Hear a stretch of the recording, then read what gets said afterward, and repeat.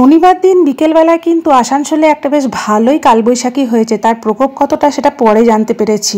তো যা হয় আর কি, কালবৈশাখীর পর বৃষ্টি, সন্ধ্যে থেকে বাইরে বেরোনো নেই, আর ঘরে থাকলেই সবাই মিলে কি হয় একটা খাই খাই রব। সন্ধ্যেবেলা একটা পাস্তা খাওয়া হয়েছে, রসুন পাস্তা, তারপর গ্রিন টি স্বভাবতভাবেই। তো তারপরে রুটি আর একটা কচি কুমড়ো আর কচি ডাঁটা দিয়ে একটা তরকারি আর রুটি করবো ভাবছিলাম। যেহেতু বৃষ্টি হয়ে গেল সেহেতু রুটিটা দাঁড়িয়ে গেল লুচিতে, বুঝতে পারছো তো। তো যাই হোক, বাদাম তেল দিয়ে করলাম, দিয়ে একটা জমিয়ে ডিনার সারলাম সবাই মিলে। গুড মর্নিং এভরিওয়ান, কেমন আছে সবাই? আমার পরিবারের সবাইকে স্বাগত। তো আমার সকাল সকাল আজকে সানডে, আর এই যে গরমকালীন ফুল, এবার ছাদে ফুল কম দেখতে পাওয়া যাবে, কেন কি গরম পড়ে গেছে। আর কালকে একটা হালকা ঝড় বৃষ্টি হয়েছে। হালকা একটা ঝড়ে আমরা বুঝতেও পারিনি যে ঝড়ের প্রকোপটা এত বেশি ছিল। দেখো এই গাছটাকে উল্টেছে, এই দেখো এত মোটা গোড়াটা এটাকে উপড়েছে। সব থেকে বড় কথা হচ্ছে গিয়ে এই শিম গাছটাকে আজকে উপড়াবে মিত্রবাবু। এ বলছে আর ফল হবে না, এটাকে উপড়ানো হবে, আজকে অনেক কাজ আছে। সব থেকে বড় কথা এই দেখো কি কেস, এটা এত ভারী টবটা, গাছটা এত ভারী। এইখান থেকে গাছটা হাওয়াটা এতই জোরে ছিল, আমরা ঘরে বুঝতে পারিনি এত জোরে হাওয়াটা। টব ভেঙে গাছ পড়ে, এত বড় গাছটা।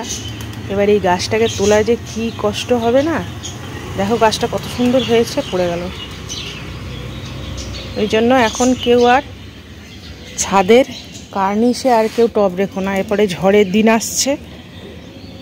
এই যে কটা শিম আছে এইগুলো তুলে নেবো, এই কটা, ব্যাস। এর আজকে লাস্ট ডে। এটারও সেই অবস্থা।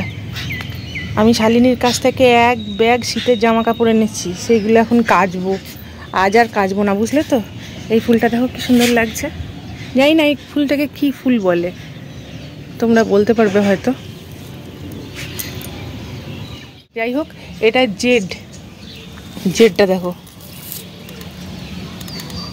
ভালো হয়েছে না। আর সকালে রোদ পড়ছে, ফ্রেশ ওয়েদার। কিন্তু এই গাছটাকে মিত্রবাবু এমন ঝাঁটাই করেছে, যেটা তো বর্ষার সময় হলুদ ফুলে ছেয়ে যায়, হবে কি না কে জানে। বেচারিও নিজেও আর না সব সামাল দিতে পারছে না। একে আমি মাঝে মাঝে টেরা হয়ে যাচ্ছি, শরীর ঠিক থাকছে না, এই হচ্ছে ব্যাপার। এই ফুলগুলো মাঝে মাঝে এক একটা এমন কালার হচ্ছে না, এগুলোর বীজ তুলে রাখতে হবে। আগের বছর রেখেছিলাম বলেই এত সুন্দর ফুল হয়েছে, এবছর রাখতে হবে। বীজ রাখবো না, এই যে এইগুলো শুকনো রেখে দেবো, তো সামনে বছর আবার পাবো। সামনে বছর কেন, এই ফুলটা এমন একটা ফুল না, এই ফুলটা সারা বছর ফুল হচ্ছে দেখছি, আর অনেক দিন থাকে। দেখো প্লাস্টিকের মতো, যেমন আমরা প্লাস্টিকের এরকম ফুল কিনি, হ্যাঁ ওই রকম ফুলটা সারা বছর। এইরকম একটা শুকনো বীজ রেখে দিলেই হবে। আর ভ্যারাইটি এই একটা বীজ থেকে কখনো এরকম হচ্ছে, কখনো এরকম হচ্ছে, আবার টাইপটা কখনো আলাদা। একটা কমলা হয়েছিল ওই সাইডে আছে, এই কখনো টাইপটা আবার এরকম। আর হয়েছে কি, আমার মিনারানী তখন 7 দিন ছুটি নিয়েছেন, ওর ভাইয়ের বিয়ে, তো 7 দিন পরেও এলে জয়েন করলে হয় কাজে। যাই হোক, আমার যখন করতেই হবে তখন আমি ব্রেকফাস্টের আগেই তাড়াতাড়ি করে, আজকে আমার কাছাকাছিটা নেই, তো ঝাড়ু পোছা এগুলো কমপ্লিট করে নিয়েছি।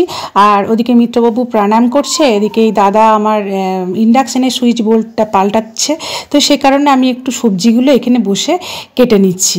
পোহা করব, তো পোহাটা তো আমি অনেকবারই তোমাদের সাথে শেয়ার করেছি, তাও চলো আর একবার শেয়ার করে নিই। শুকনো লঙ্কা ইউজ করবো না,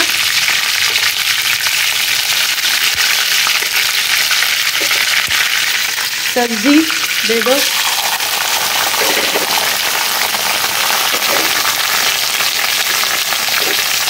এটা ফ্রাই হোক। এটা ইন্ডাকশানটার আমার নতুন বোর্ড লাগানো হলো, যেটাতে এটা ইন্ডাকশানের, আর এটা আমি মিক্সি ইউজ করতে পারবো, মোবাইল চার্জ দিতে পারবো। ঠিক আছে, এই বোর্ডটা চেঞ্জ হলো, কেন কি এটা বারবার খুলে যদি মিক্সি ইউজ করছিলাম তাহলে এটা লুজ হয়ে যাচ্ছিলো, সেই জন্য এই বোর্ডটা লাগানো হলো। আর এটাও পরিষ্কার করতে হবে, অনেক কাজ অনেক কাজ। রক সল্ট খানে में ज़रूर यूज़ करना।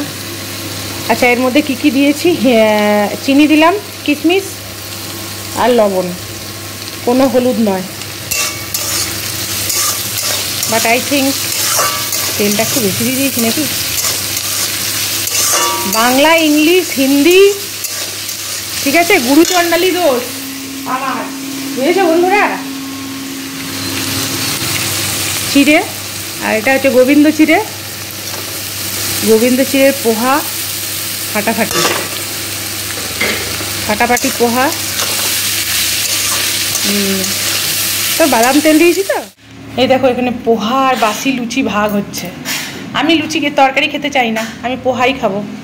এই যে মাস্ত পোহা, আমার আমার নাইটি পরে আমি হয়ে বসে আছে। আচ্ছা দেখো পোহা। আরে আগে ব্রেকফাস্টটা করো।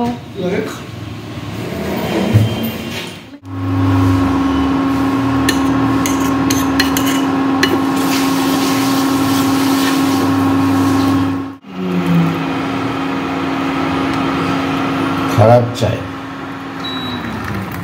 না, হেয়ার ওয়াশ করিনি। প্রতিদিনে আমার যেটা অভ্যাস, একটা চুলে জল ঢালা। চুলে জল ভালো করে না ঢাললে আমার ঠিক স্নান কমপ্লিট হয় না, কিন্তু আজকে করিনি।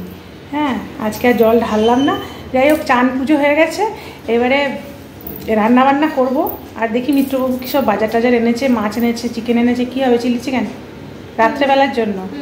আর তুই কী প্যাক লাগিয়েছিস, আমাকে দিলি না যে। আমার তো দেখছো বন্ধুরা ফেসটার অবস্থা, একটু যেন ভালো হয়েছে, একটু ঠিকঠাক হয়েছে।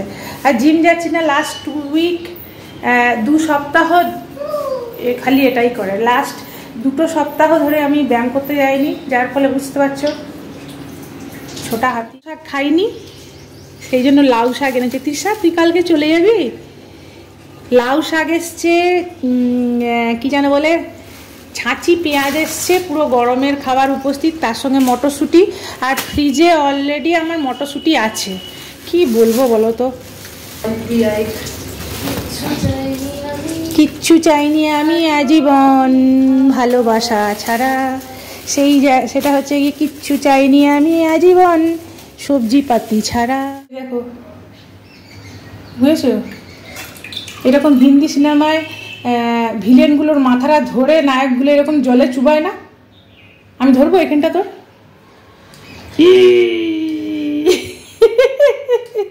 দেখো এটা কি হচ্ছে, কোন দিয়েছি। হ্যাঁ, হ্যাঁ, বুট ডালের মানে বড়ির জায়গায় বড়া। বড়ি দিয়ে আমরা শুক্তো করি, তো এটা বড়া দিয়ে শুক্তো। কিন্তু গরমকালের না এগুলোই হচ্ছে খাবার। একটু বড় বড় করছি।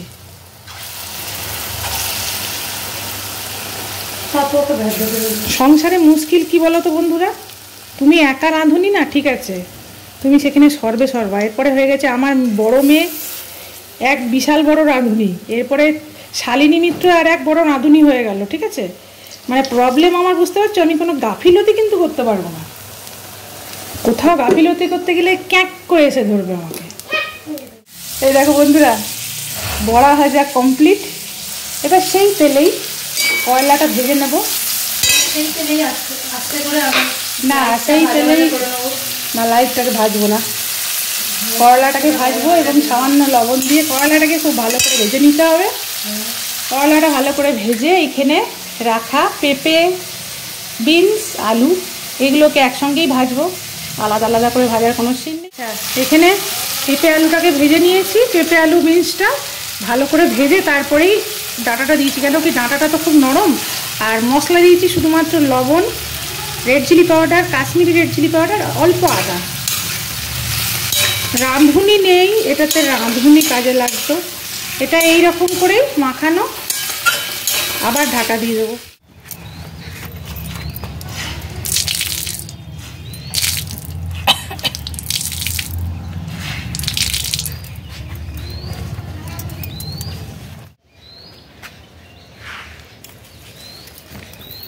কি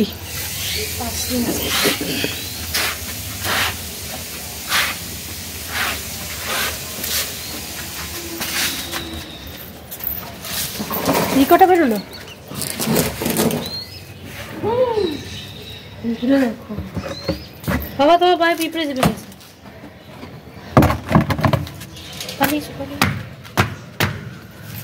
কত শিকড় হয়েছে, কত পিঁপড়ে হয়েছে। পিঁপড়ে তো হবেই, তলা ঠান্ডা না। এটাকে এইখানেই থাকবে? না না, এটাকে বাঁধলে না। আচ্ছা, ওটাকে আমি সোজা করতে গিয়ে বেরিয়ে গেছে মাটিটা। কোনটা? ওটা কি সোজা করতে গিয়ে মাটিতে বেরিয়ে গেছে? ওটা তোলো। এটা আমি তো লাভ মেরে নামতেও পারি, উঠতেও পারি। তুই পারবি? না, সেটা পারি না, সেটা পারি না। ফাঁকাই পারি বুঝতে পারি না।